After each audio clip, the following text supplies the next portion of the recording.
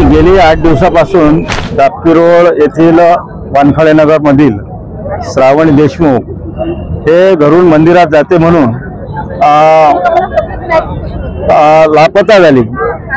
आज गेले 8 दिवस झाले आज श्रावणीचा कुठेही पत्ता लागत नाही आहे, ते कुठे ट्रेस होत नाही आहे।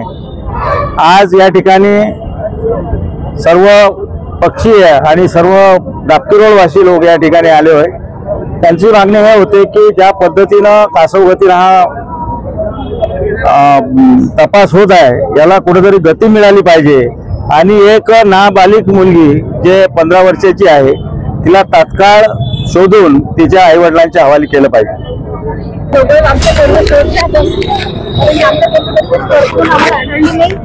मुलासोबत असेल का अखेर असेल असं काहीच नाही झाली, वृत्तीची होती ते मंदिरात जातं म्हणजे तिने सांगितलं फक्त लवकरात लवकर शोध घ्या माझ्या मुलीचा, हेच फक्त माझी इच्छा, बाकी काहीच नाही।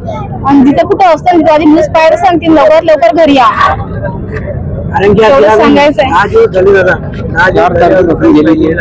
जुने शहरात राहणारी वानखडे नगर येथील मुलगी गेल्या 4 तारखेपासून लापता आहे आणि 3-4 दिवस पोलीस प्रशासनाने याच्याकडे लक्ष सुद्धा दिलेले नाही। आणि आता आम्ही सगळ्यांनी सर्व पक्षीय आणि दापकीरोडवासी यांनी SP ऑफिसला धाव घेतली आणि NCP कडे तपास करण्यासाठी मागणी केली आहे आणि लवकरात लवकर तपास करावा। आणि तुम्ही तर तपास करत आहे असे ते बोलले, पण अगदी त्याच्यात गतिवाढ करण्यात यावी आणि लवकरात लवकर तिला तिच्या घरापर्यंत, तिच्या आई बाबा अगदी कासावीस झालेले आहेत, तिच्या आई बाबांना लेकरू लवकरात लवकर भेटून द्यावा पोलीस प्रशासनाने, ही आमची सर्व दापकीरोडवासीयांतर्फे विनंती आहे। आणि श्रावणी तू जिथे कुठे असेल तुला सोशल मीडिया मार्फत आम्ही सांगू इच्छितो की बाळा लवकर घरी ये, तुझे आई बाबा वाट पाहत आहे।